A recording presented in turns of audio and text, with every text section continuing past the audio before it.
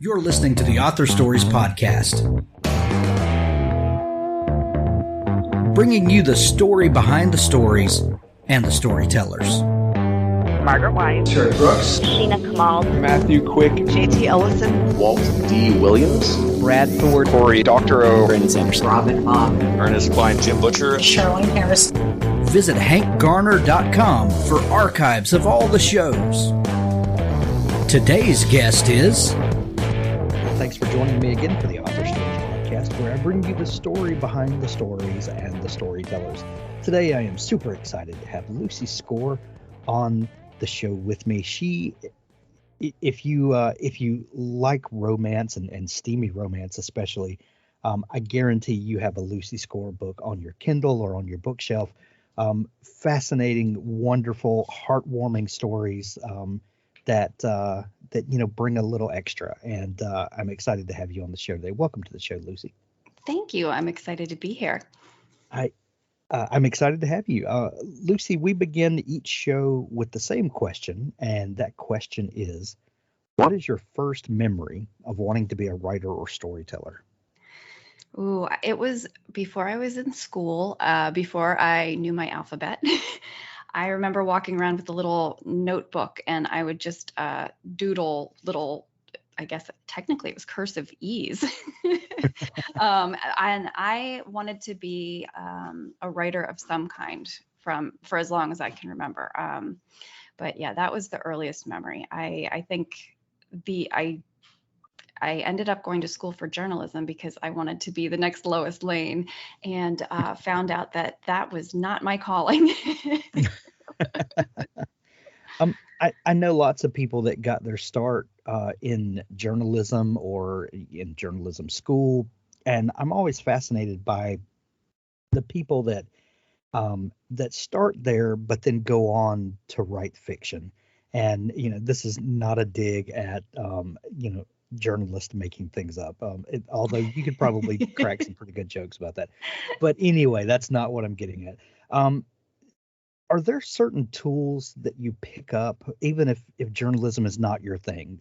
But there's something interesting, especially in bigger cities where there might be multiple newspapers or multiple news outlets, and something happens, and all of these people from various organizations show up to cover the same story, and yet you can get 5, 6, 7 different stories about the same events that happen because they're all different people's perspective as they view it, and maybe interview different witnesses and things like that.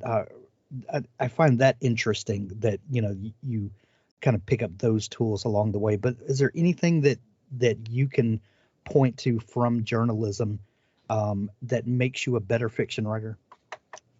Definitely. I think some of the strangest things that have happened, that have been inspiration for stories, actually happen in the news. I think journalism really shapes a lot of authors that start there, just because I think we're more aware of how depressing things can be. So obviously I went from a journalism background to writing romance, which is a much better fit for me. But I think journalists bring with them a lot of tools that come in handy when it comes to fiction. You pay a lot more attention to the who, what, when, where, why. So we're constantly building our scenes from those questions. Motives always matter a whole lot. And we are really good at writing on a deadline. So I think that was probably the number one most helpful thing that I brought with me from my journalism training. Writing on a deadline, boy, that is something that writers of all stripes could use. Building those habits of just doing the work every day. That's vitally important, isn't it?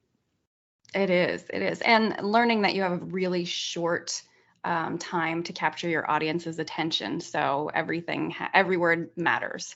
And I'm old enough that I came from a print background in journalism. So that was when you had an extremely tight limit on the number of words you could use for your stories. And I write very long books. So I think that's a direct rebellion to that limitation. Um, when did you fall in love with romance as a genre? Not to make a cheesy pun. Oh gosh, I started stealing romances off my mom's bookshelf when I was 13. So since then, that's been my favorite thing to read. And it's just kind of the coolest job ever to be a romance novelist. When starting at age 13, I would imagine that you probably read uh, quite a number of romance novels over your life before becoming an author. Definitely. What things would you say, and not to throw anyone under the bus or anything like that, but what things um, did you start to pick up on that might be cliche in the romance genre? And every genre has their cliches, but were there certain things that you could point to and just see that as um, the lazy way out, or I guess what I'm asking is, what are some of the things that in the romance genre that get pointed to for people that don't like the genre, and then how do you see yourself as subverting those things? Hmm. Well, it's kind of funny, but I actually really like cliches as an author and as a reader because to me, they come from a place of popularity. They're a cliche now because they've been so popular, and that's Sure. because they've resonated so much with such a wide audience.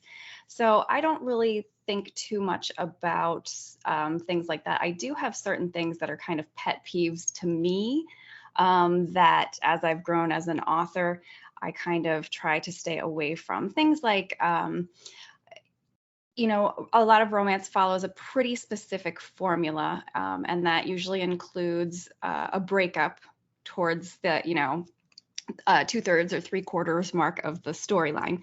And a lot of readers complain about that. But without that kind of conflict, we would just be reading a story about two people falling in love and everything is fine. And, it's not what sells. And it's not what keeps people's interest, and it's not what interests me as a reader. But there are lots of different ways that you can work on that area of the story. So for me, I don't like it when it's some kind of easy to explain. There's an argument or a misunderstanding. I do not like it when the whole breakup is based around a misunderstanding that could easily be understood if the two characters would just talk or have a conversation. So that is my pet peeve, and I'm sure I've done that in some of my earlier books, but I try to avoid it at all costs now. I like to get creative with what brings people together and then what pulls them apart and what they have to overcome to get back together again. So, but I think that's any good romance novelist is going to be fighting that battle. So there's a lot of interesting ways, and one of them is bringing in some kind of external conflict, which is where a lot of romantic suspense comes in. And I really enjoy that kind of twist on the breakup or the dark night of the soul. So speaking of that conflict that you need in a story of any genre, you can't just have happy times from beginning to end. That would be kind of boring, and there would be no character growth that comes out of that. Um, how much of romance needs to be a reflection of real life, and how much of it gets to just be fantasy? I think it depends on what trope you're writing and what subgenre you're writing. Contemporary romance, there has to be a lot of truth and realism in there. But if you're writing space alien, you can get pretty creative with some of these. Unfortunately for me, I write mostly contemporary, so I am bound by some sense of reality. So explain to for folks what contemporary romance means, because yeah, you can get into some pretty interesting subgenres, sci-fi, fantasy, tentacle, Right. romance. There's some stuff out there if you just go looking. But what embodies contemporary romance? What does that genre mean to you, and what sort of um, uh, standards might be not the right word, tropes? What makes up that genre? To me, a contemporary romance is basically any kind of love story where, the couple meets and falls in love and becomes better versions of themselves in a modern day setting.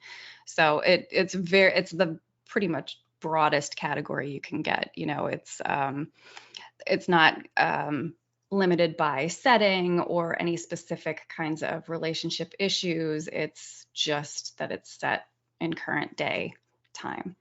Um, but yeah, once you start drilling down from there, there's a lot of different subgenres that you can get into that are really fun.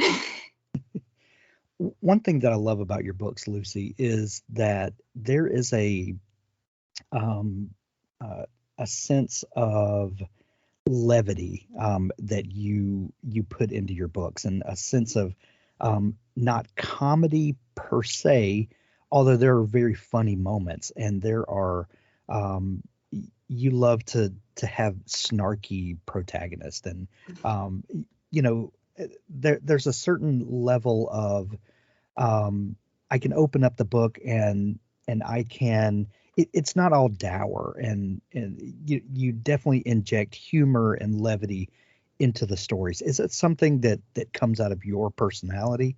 Is that something that you strive to add, or does it just come out of your personal writing style?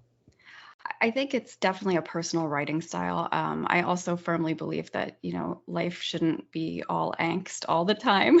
Absolutely. Um, so I don't read too many of the really deeply angsty romance stories because, I read a book and I am living that story, and I close the book and Tim, my husband, is like, "What is wrong with you?" And I'm deeply upset about this betrayal that just happened 10 pages ago. But I like to think of myself as a hilarious person, which I try to remind everyone of every chance I get. And so I very much enjoy including humor in my books, especially when not just in the straight up romantic comedies, but especially in some of the books that are a little bit more emotional. It just feels like a much more true reflection of life as I know it, that you can be crying on one page and laughing on the next. You mentioned your husband Tim just a minute ago, and I've seen several things online talking about you and he and the publishing team that you guys are. What and I know that your writing career has morphed over the years, and that you began writing for a small press, I Hmm. believe, and then you guys went indie, and you are this publishing dynamo couple. Thank you. What are the roles that each of you play, and as becoming publishers and not just writer, um, how have those relationships formed and changed throughout what you've learned about the publishing industry? Well, I feel very lucky. Mr. Lucy, as he's known to my readers, he and I are, if you had to quantify our relationship as a romance trope, it would be opposites attract. We have very little of the way we look at things and the way we operate in common, which turns out to be the perfect combination for building a publishing company and being a romance author. So I really do. He does all the heavy lifting. I write the books and I run my social media and I write my newsletters, and he does everything else. So that includes um, working with and scheduling our editors, working with doing all of the formatting, putting the books up on Amazon, putting them on sale, managing ads, doing our accounting, all of the things that I would just cry if I had to do. Anything that involves numbers, that's Tim. He's doing that. Anything that involves words, it's me. Love that. Yeah. What year did you publish that first book with the small press? It was 2015. I think it came out in March of 2015. Okay, so that was kind of just after the Kindle revolution, if you want to look at publishing in those kind of terms. Um, about a decade ago or thereabouts, the Kindle came out, and then um, Amazon, opened their KDP platform, to anyone who wanted to publish there, and you know, a number of success stories have come out of that. Um, when did you start realizing that the market was at a place that you could branch out on your own and do this for yourself and not necessarily depend on a publisher? Well, I think it happened in stages. My second book came out and it did very well, way better than I was expecting, probably way better than my publisher was expecting. And it hit number one in the Amazon Kindle store. And when I started to see the sales figures for that and the royalties, I realized that, this was a huge opportunity, which was convenient because I was fired from my job right when that book came out. And I realized that I was worried that I was going to have to stop writing, put the dream on the back burner again and go find another job that I wasn't very good at to pay the bills until I could get to a place where I could start writing again. But thankfully, that book did extremely well, and I was able to become a full-time author from that book on. So that's when I realized that it was definitely financially a viable option for me. But it took me a few more books before I started to really think that I wanted more control. I like having a say in covers. I like writing my own blurbs. I like coming up with my own advertising copy. I really enjoy stuff like that. And working through a publisher, I wouldn't have had those opportunities. So it took me about 5 books to really get my feet wet and really start to get an idea of what being self-published would entail. And even before I attempted it, I knew that I wasn't up for a lot of those tasks. And that's when I talked to Mr. Lucy, who was working for a private investigator and flipping homes at the time. And I said, As one hey, does. as one does. I said, hey, what would you think about becoming my publisher? And usually when I ask him something very strange and off the wall like that, his first instinct is absolutely not. But he sat there. We were in the car. I actually remember we were going over railroad tracks when I asked him. And he's like, huh. And I was like, ooh, that's his, I'm thinking about this. I'm considering this noise. And he said yes, and he jumped in with both feet. And so my 6th book came out, and that was the first one that we did together. So how much did he know about the publishing industry? I mean, obviously he's with you as you're going through this journey with your publisher. So by osmosis, I'm sure there were conversations or things like that had happened. But I'm sure as he got his feet wet and became a publisher, air quotes, I'm sure that he got much more knowledgeable than he was. But how much did he know about kind of the state of publishing and what the opportunities were? At the very beginning, nothing. Neither one of us really knew any. I couldn't even tell you how to put a book up on Amazon at that time. But as soon as I started working with that small press, he started just doing a little research on the side here and there. My brother was always really interested in the topic of self-publishing, so he would share articles with us about, such and such indie author who made 6 figures that year. So we just both started kind of digging into it, and Tim started digging into the much more technical aspects of it, while I was looking into things like networking with authors and marketing and things like that. So it really kind of balanced us out. But even today, we look back and it's just amazing that we were so optimistic, because it is such a huge undertaking. There's so many things you can do that are so far beyond writing a book, which is huge in itself, and putting it up on a retailer, which is also pretty big. But there are thousands and thousands of things involved with making each book launch better, bringing the backlist up to speed, keeping your readers happy.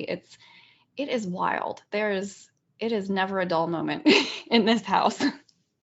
Well, you bring up a great point that there is a difference in being an author and being a publisher, because when you're just an author, you're thinking about the story that you're writing.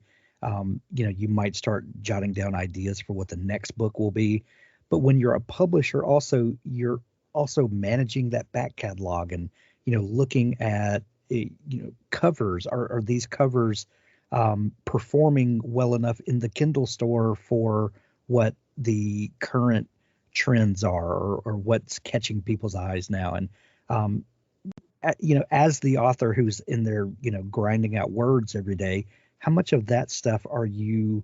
I know Mr. Lucy, handles most of the business side, but is that something that you're now thinking about, well, how will this book help, or will it at least not hurt things that are already out there? Or, are you more brand aware, or do those things come into your mind at all? Definitely. I come from also a market. I have a lot of backgrounds, journalism, marketing. Yeah. So I have a background in marketing. I worked for a marketing and design firm for 8 years. And then I was a marketing director for a few years right before I became a full-time author. So I definitely keep branding in mind, especially as I'm writing a story. So I try to make everyone else's job as easy as possible. So I'm not just sitting down to write a book. I am pulling lines for teasers. I am messing around with little taglines as I write, just trying to think of, how's that going to look on a cover? It's really fun how it can shape the story, or the story can shape the branding. For me, it goes back and forth. It's totally different from book to book. But I just feel like all of these jobs that I had that I was a total failure at came together, and somehow I found this perfect dream job that incorporates everything that I've learned over the years. And then to have Mr. Lucy on hand to fill in all of my gaps and, really push us further into the success that we've been seeing has been just crazy. We keep pinching ourselves. We're actually moving Friday into our dream home that we built, a house built on romance novels. And we've just been spending the last couple of weeks can you believe it? No, I can't believe it. We're still, deep down, I'm still the girl who got fired and he's still the guy who was like, I'm flipping houses, but I'm not really sure what I want to do forever. So it's kind of funny. That's fantastic. Speaking of writing, I know that you write books that are hefty in size a lot of times, and I've heard you crack jokes about it. That you can't write short books. As an indie author who benefits from putting out multiple releases a year a lot of times, how do you balance those two aspects of being a writer that does like to write bigger books and with lots of detail versus having to or needing to have new product out on a rapid release schedule sometimes? It is tough. And I have several author friends who do a great job of telling a story in 70 or 80,000 words, and they can publish 5, 6, 10 books a year like that. And I am just not wired that way. I can't tell a short story because I'm constantly thinking about the layer. I'm like, but what's his motivation? What happened to him when he was 5 that made him think this? I can't flip that switch in my head for some reason. So in some ways it is great because I'm in Kindle Unlimited. So when somebody borrows my book, I get paid by the number of pages read. My books are very girthy. So if somebody borrows a friend's 80,000 word book, and then they borrow my 150,000 word book. I make more off of that borrow than my friend does because my book is so huge. So that benefits me, but obviously I can't write those very quickly. So that's a tough one. It's hard to balance deadlines with a story that I often feel that I have no control over. Usually it works out, but this past year I wanted to do 3 indie releases, and I could not power through my third story that I was writing. It just kept getting longer, and my characters' motivations kept changing. And finally, Tim, thankfully, is very understanding of it. He's like, forget the deadlines, write the story as it needs to be written, because he knew that I would not stop writing until I loved it and it was perfect. But I would also I'll just give up sleep and eating for the next week and make it perfect. So he was like, no, just stop. So my October release has turned into a January of next year release. But so I was disappointed because I don't like letting people down. I don't like missing deadlines. That's the journalism in me. But I love the story. I'm so happy that I took all of the time necessary to write it the way it needed to be written. Well, and the flip side of that is if you rush through a book that's not ready and put it out because it's, quote, time to put it out, the story's not going to resonate with people the way that it would if you took the time. So knowing what the book needs versus what the business needs, that's always kind of a tightrope to walk, isn't it? It really is. And thankfully, Tim, the publishing company has other authors now, so it's not all on me and my shoulders. So that's helpful. But it's still, I really hate missing deadlines like that on a personal note.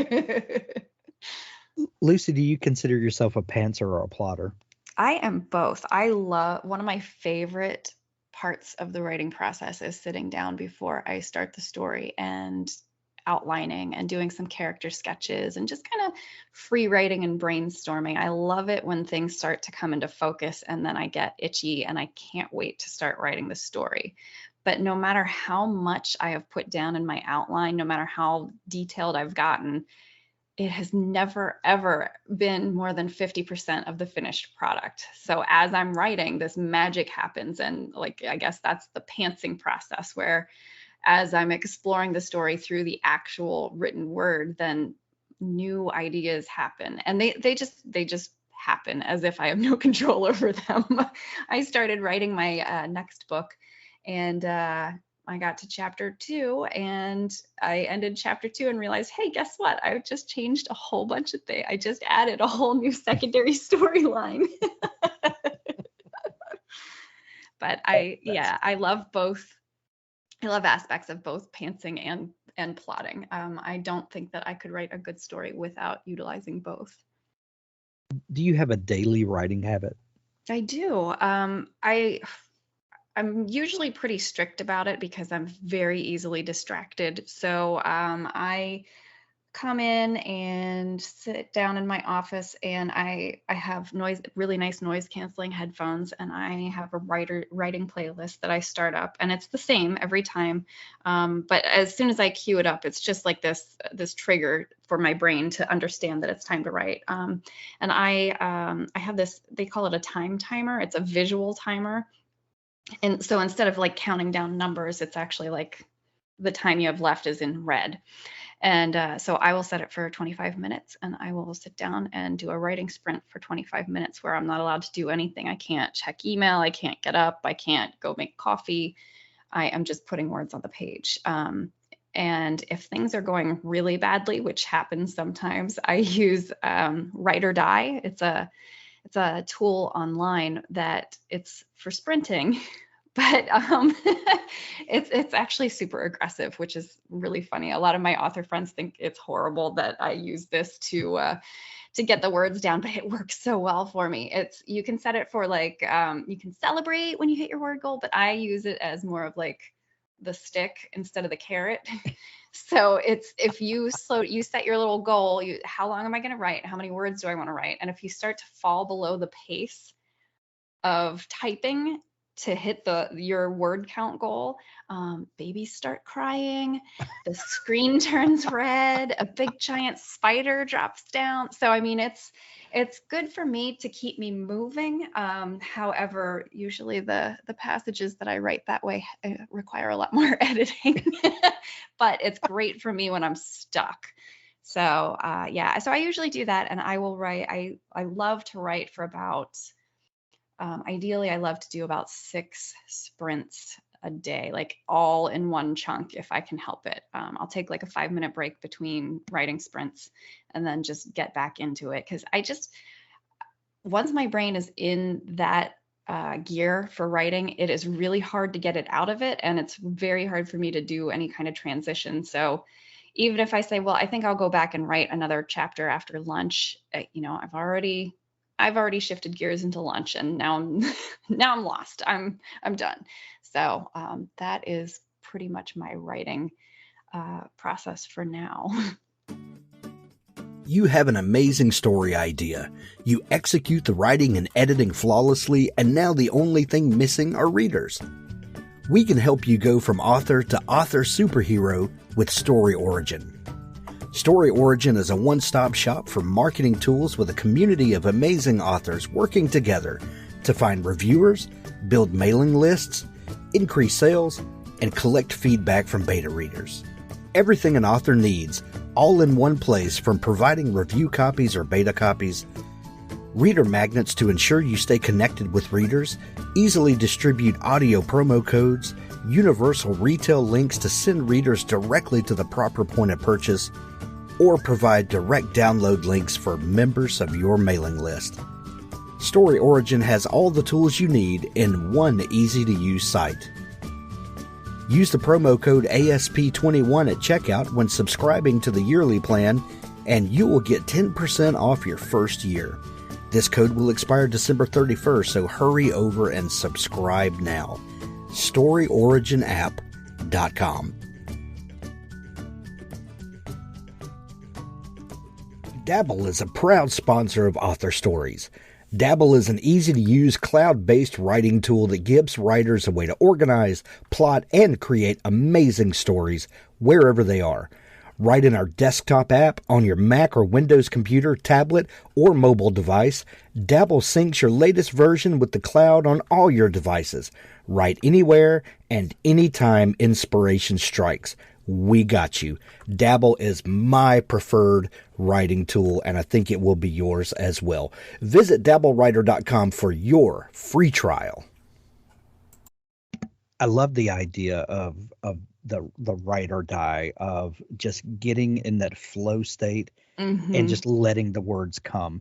And like you said, a lot of times at the end, you look back at the product that you have, and sometimes it's it's not great. But sometimes there are little gems in there that you look back and go, wow, where did that come from?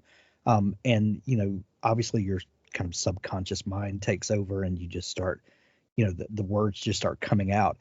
Do you ever have times like that? And I know you kind of alluded to it a minute ago, where storylines grow in the telling, and sometimes new storylines come out of there.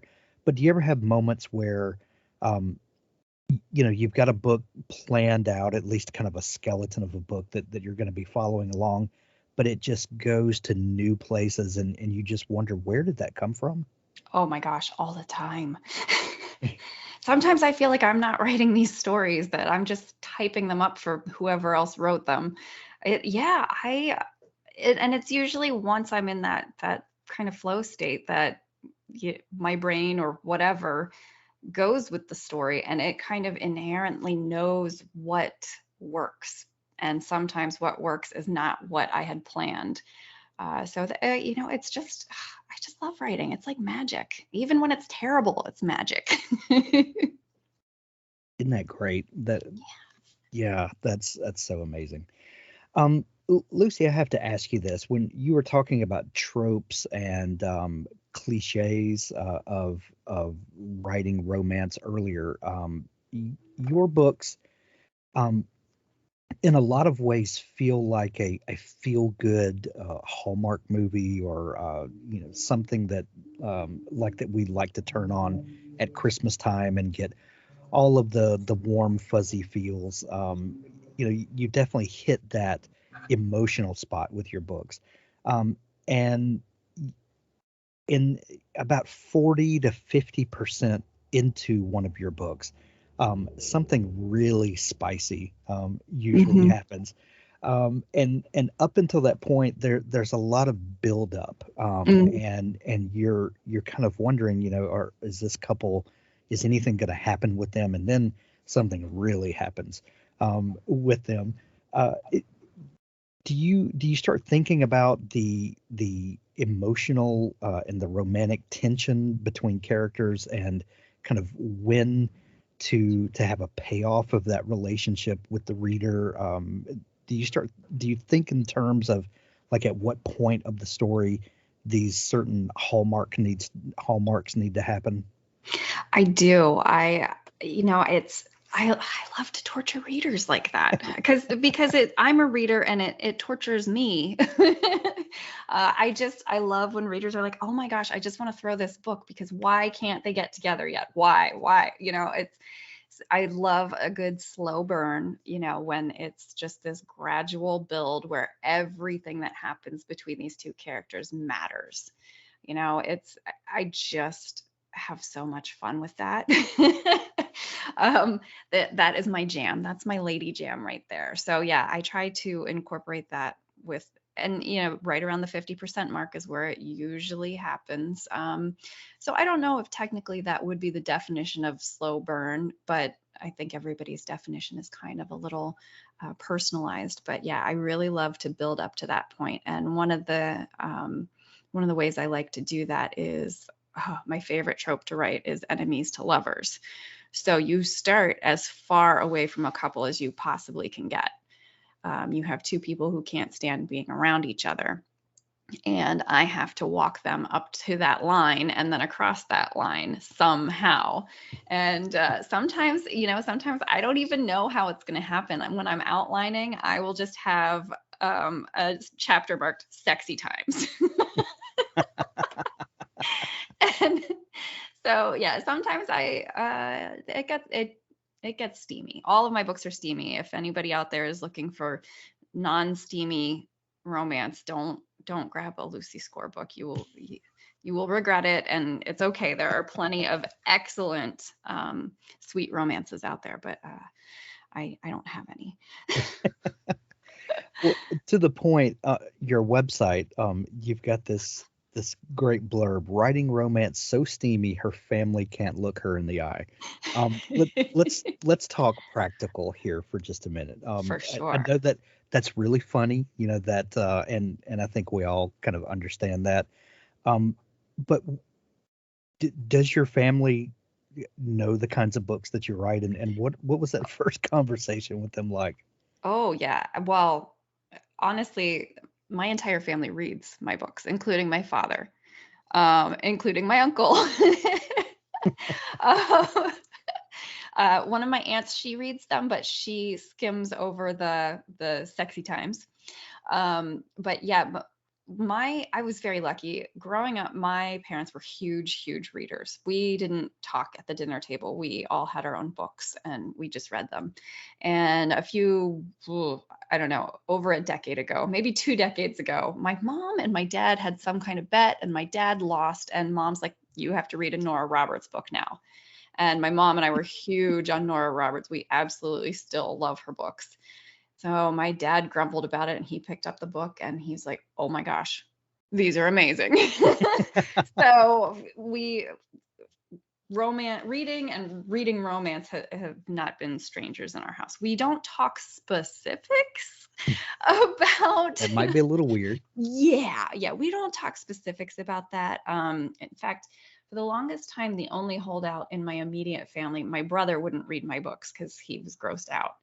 And so we hired him to produce my audiobooks. So now he has to listen to them.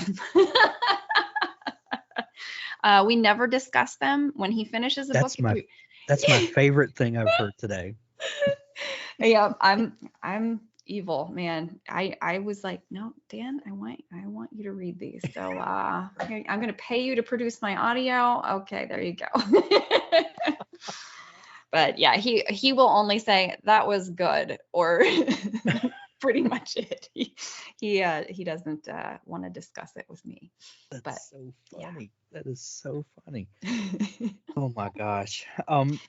Lucy, you have written a number of standalones, Mhm. 8 or 9, I think, at when I counted last. And then you also have a number of series that you write, and I'm trying to click over to your website to see if I got that right. But you've got the Blue Moon series, you've got the Bootleg Spring series, the Sinner and Saints novels. There's a couple in there, and then Riley Thorn series, which you're publishing now, and then the standalones and the Benevolence trilogy that you've got. Do you prefer to write series or standalone, or does it matter to you? I love both. That's why I do both. Some stories, when they come to me, I know that it's one and done. By a thread that popped into my head, and it's a story about a woman who is she ends up working for a fashion magazine, and her boss is terrible and evil, and they can't stand each other. Enemies to lovers, of course.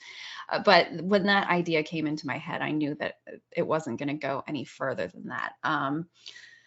I just, I don't know. I like writing both, and I've found standalones always bring in more new readers to me than adding to an existing series. And That I also, find fascinating. yeah, it's crazy, because when I started writing, everybody was like, you can't make any money off of standalones. You need to write in series. Get to the 5th book in a series, and the money will start to come in. And I think series is amazing for retaining readers. I think you will have great launches from your foundation of readers every time you add to a popular series. But I get so many brand new readers to me coming in through these standalone launches. And I think part of it is just because it's a very low bar. You don't have to read 3 other books in order to enjoy this story that, the blurb spoke to you or you really liked the cover. Their readers are willing to take a chance on one book. They might not want to invest 3 books or 3 KU downloads on an author that they don't know.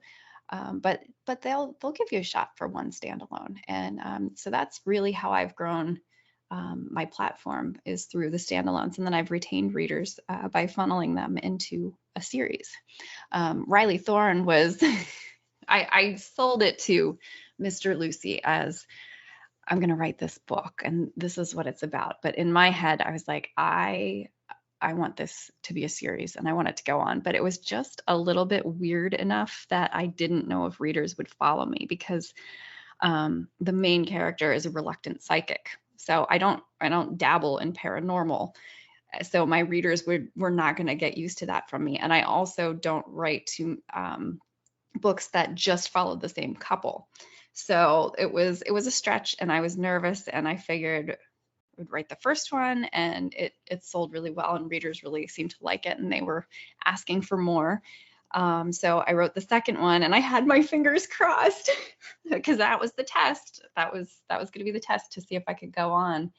And just, it was such a great reception from readers that, I'm writing number 3 right now, and I'm just so excited to be back in that world. It's really funny, the difference between writing a book that's part of a series as opposed to writing a standalone. Because when you're writing a standalone, I feel like it's more heavy lifting, because you're creating this world from scratch.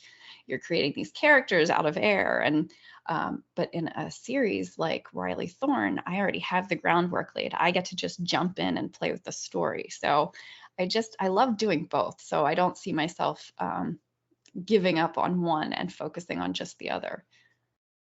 Do you feel like that at this point in your career that there are Lucy Score readers more so than there are Riley Thorn readers or Blue Moon readers, and do you feel like that your genre tends to follow the author more than a series. Have you found any of those things to be true or not true, or maybe not what you expected? Or how do you feel about that, whether readers are loyal to you and trust you to tell a great story, as opposed to maybe a story in a world that you've created previously? I definitely agree. I think the romance genre, it not only is it the best-selling genre of ever, it also it just I mean it has this huge audience, obviously, but the audience is also way more voracious than, say, if somebody was writing epic fantasy. Those readers know to expect a book every, I don't know, 4 to 8 years. Right. But romance readers, some of these readers are reading a book a day, which is wild. And I love that. But they obviously, every genre has different kinds of readers, but I've found romance to be incredibly loyal. They're so willing to, if they're familiar with you already, they are so willing to follow you down a slightly different path. They're willing to give you the benefit of the doubt and say, okay, I'm going to pick up this weird, reluctant psychic book, and I don't know, but I'm going to do it for you. I feel like we have, obviously, I haven't written in other genres, so I don't know the kinds of relationships that authors feel that they have with their readers, but I feel close to my readers. I feel like we're friends. I feel like I have a Facebook reader group that I go into almost every night, and I just get to catch up on people's lives, and we talk about silly things, and it's so much fun. But we're real people to each other, and I think that there's just an incredible loyalty that goes both ways. I know what my readers really want from me, and sometimes I might dress it up in a slightly different package, but they know that I'm going to deliver that for them. And I know that they're going to show up for me. And I don't know, it is the best. I cannot describe it. It puts a smile on my face every day, just thinking about how these amazing people have made my dreams possible, just by buying books that I've written. It blows my mind. Talking about voracious readers in the genre, when I was a kid, my grandmother would read romance novels, and I remember these Harlequin romance novels, the kind of the Yes. old Yep. school, Yeah. painted covers. You know what I'm talking about. Mm-hmm. And she had a sister that was close to her age, and they lived in another town about an hour and a half away from us. And I would go. They visited each other just about every month. Either my grandmother would go down there, or my aunt would come up here, and they would trade books. And they would every month when my grandmother would go down there, she would have one of those paper grocery sacks, Yes. that we had in the 70s and 80s. And it would just be full of novels. And I swear that she had to have read one a day, or one every couple of days, or something, because she would have just a bag full that she would take to my aunt, and they would swap. And I just remember, like, wow, that's a lot of books. And so that was 40 years ago, or better. How has the genre changed? I mean, this has been a huge selling genre since forever, like you said.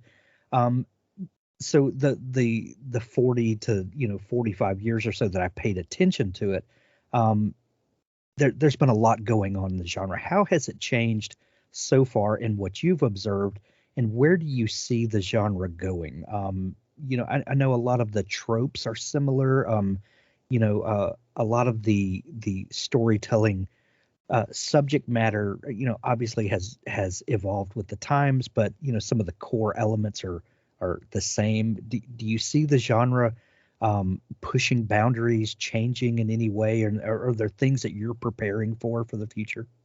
I think romance as a genre really kind of has always pushed the envelope. And I think that's one of the things that makes it so popular.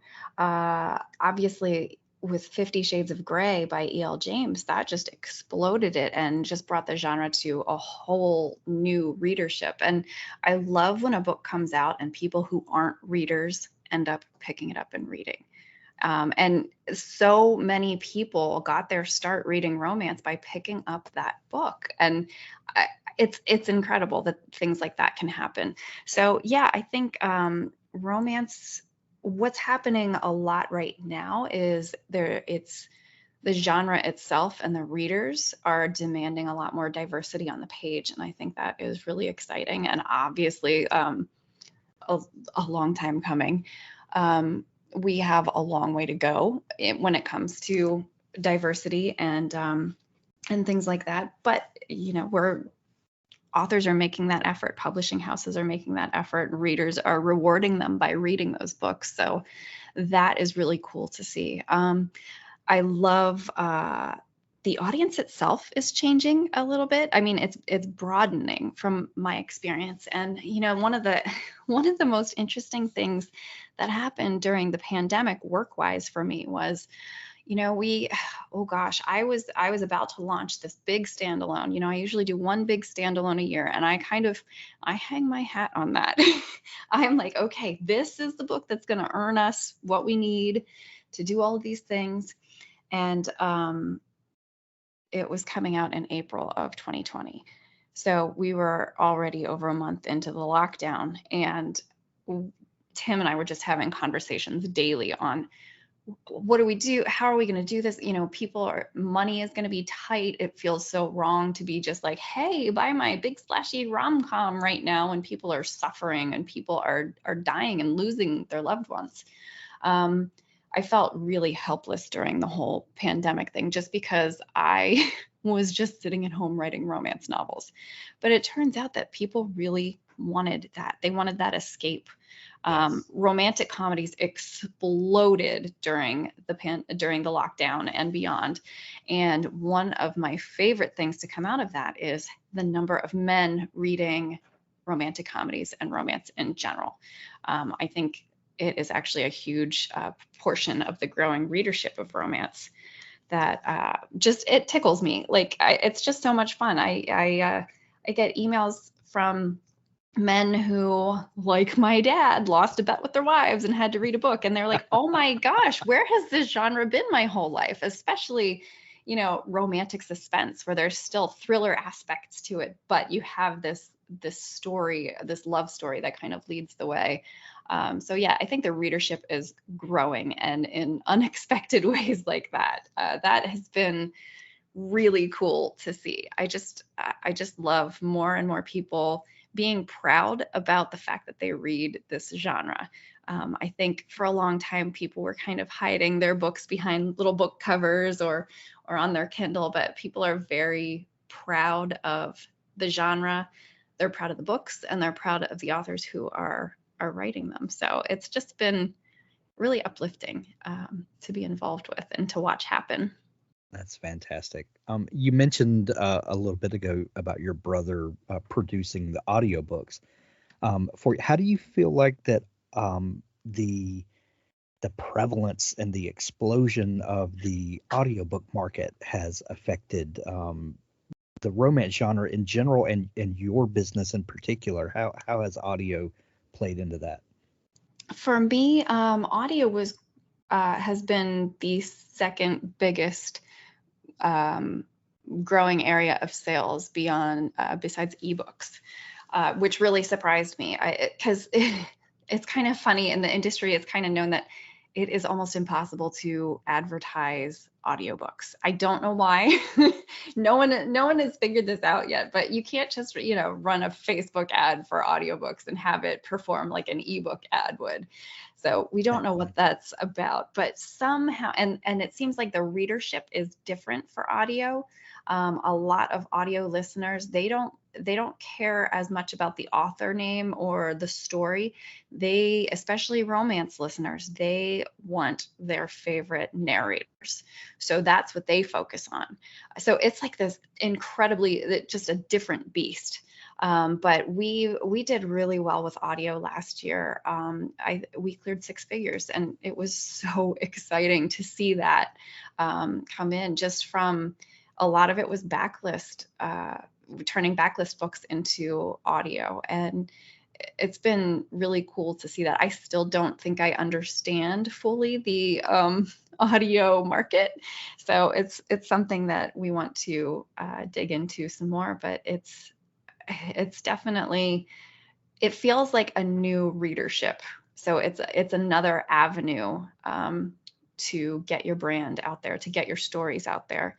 I was worried that it wouldn't do as well during the pandemic because people obviously weren't commuting as much, but turns out a lot of people really needed to drown out their families.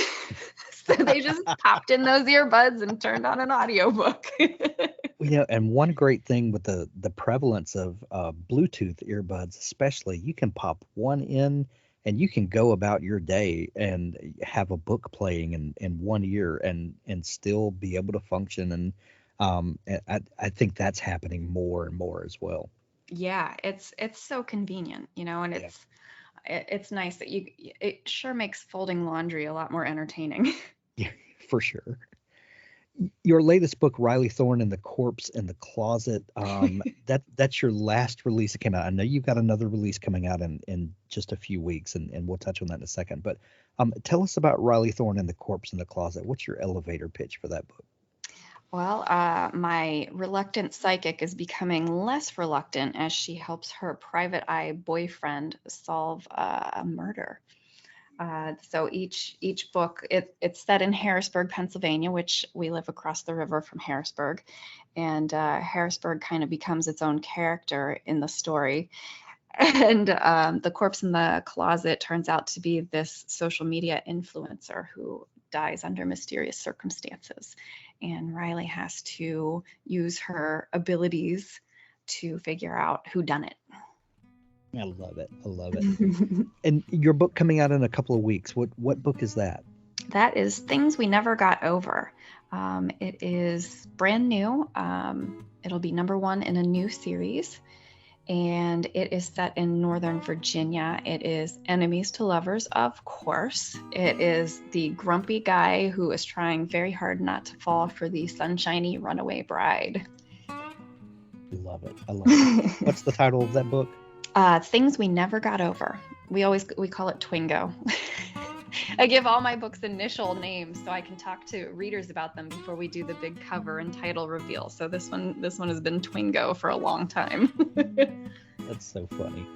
Lucy, this has been such a fast hour. I feel like we could just chat all day. I love what you're doing. I'm a big fan of your work, and me and Mrs. Garner have dug through your whole catalog as we're learning about some things that we're doing in our professional life, and we'll just kind of leave that there.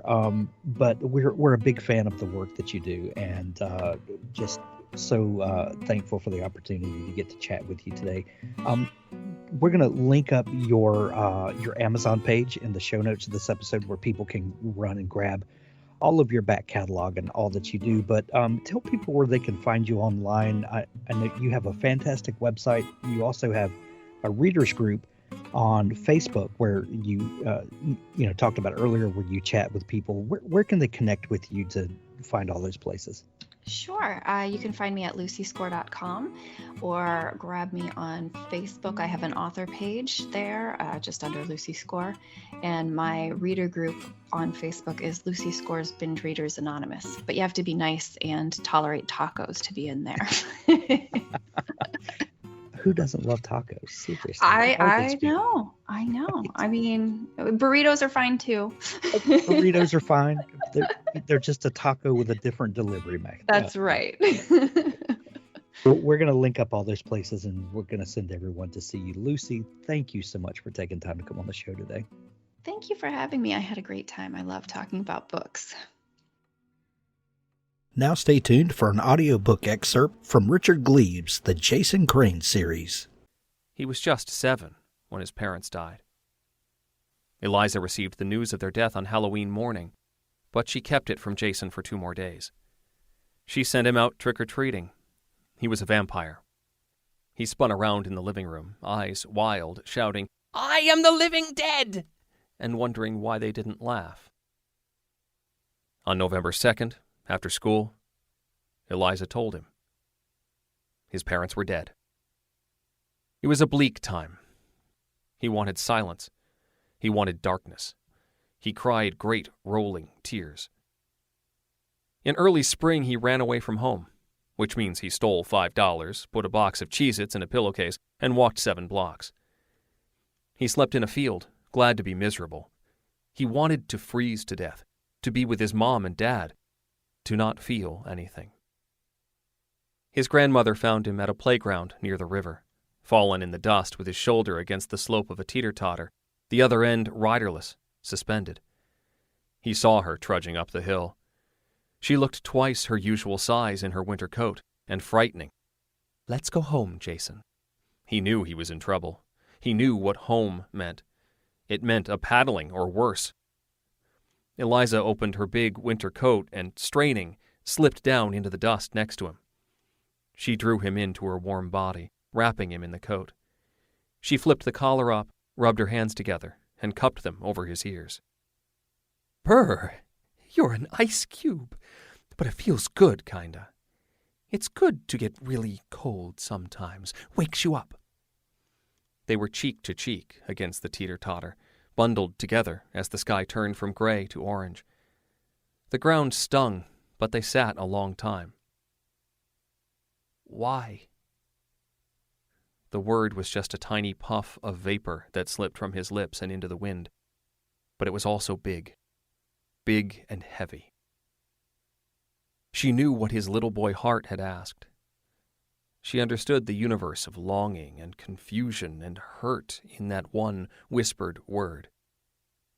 "We all die, baby. In all the long, long history of the world, there's not been one of us who didn't." "I'll die," he said. It wasn't a question, but it was. "Yes, and I'll die. A lot sooner. And the why is just... it's just there. It just is. We're not around to see what was before us, and we're not here to see what happens after." The trees on the edge of the playground shivered with dawn. "But we're here now," she said, and pulled him tighter until his cheekbone felt sore from pressing against hers. "And it has to be enough. It has to be. Look at all we have now. Really look." He really looked. It was just a small playground off the main road of an unimportant New England town. But in the distance he could see the wide Kennebec River, and the sky was pink above it.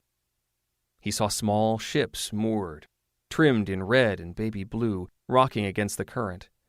He saw a robin on the railing of a dock, toes pointed inward, making occasional hops that were also flight. The town was waking up. There was a light in the bakery and one in the grocery.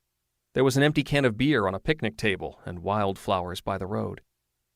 There was wind and trees swaying gently. There was his own breath in his own lungs. There was his grandmother, her body, her heartbeat against his back as he leaned against her chest. There was his own life and hers, and a world to live them in. And it was enough.